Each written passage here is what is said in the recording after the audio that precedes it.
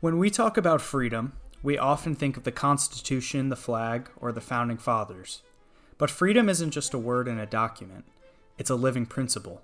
It's the belief that each individual, not the government, knows what's best for their own life. Expanding civil liberties isn't about chaos or moral decline. It's about restoring the dignity, autonomy, and personal responsibility that once defined this country. Let's start with a personal choice that many Americans already passionately agree upon: medically assisted suicide. Imagine someone suffering every day from a terminal illness, someone who's lost the ability to walk, or feed themselves, or even speak. Shouldn't that person have the right to decide when their suffering ends with the help of a medical professional? Instead, our laws force this individual to either live a life of pain and suffering, or commit a dangerous act, one which can cause further pain to themselves or others. Freedom also means the right to decide what we can put into our bodies.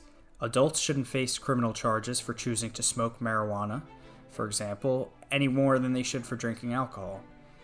And while you shouldn't be able to infringe on others' rights, for example, by smoking in a restaurant or driving under the influence, what you do in your personal space on your personal time is not the government's worry. It's time to stop ruining lives over personal choices that harm nobody else. Decriminalization of certain substances, as many states have already done, does not mean promoting drug use or addiction. It means treating adults like adults and allowing police to focus on real crime, instead of wasting resources punishing private decisions. Control over your own body and what goes in it is the bare minimum to having personal liberty. Another cornerstone of liberty is freedom of speech. It's what allows us to challenge authority, question the powerful, and tell the truth even when it's unpopular. Freedom of speech is fundamental to any society that values democracy, individual autonomy, and progress. It's the cornerstone of democracy, a vital component of personal autonomy, and a key ingredient in creating a free and open society. It's what created our free and open society. Freedom of speech should be protected in every regard, regardless of how offensive or unpopular the expressed ideas may be. Hate speech should be legal, so long as it does not incite violence, and other forms of speech designed to harm others should not be protected. In the words of Voltaire, "I may not agree with what you say, but I will defend to death the right to say it." Today, people are losing jobs for expressing opinions online. College students are shouted down for having the, quote, wrong viewpoint. That's not progress, that's fear. The right to speak freely means protection of all speech, even speech we hate. When X or Facebook ban voices based on politics, or when people in other countries, like England, are thrown in jail for offensive speech, we should take that as a warning.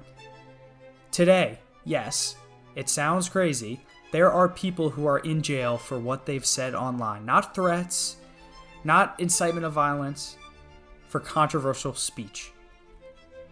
Once the government decides what's acceptable to say, no one's beliefs are safe. The answer to bad speech isn't censorship, it's more speech.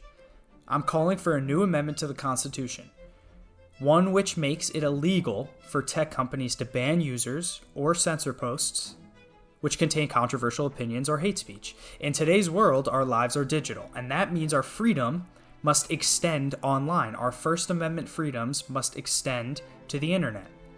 Every time we open a browser, someone's tracking us. Our phones listen, our data's sold, and our opinions are flagged. But Americans should have right to privacy online, to use aliases, to encrypt communications, and to speak freely without surveillance. Think about it.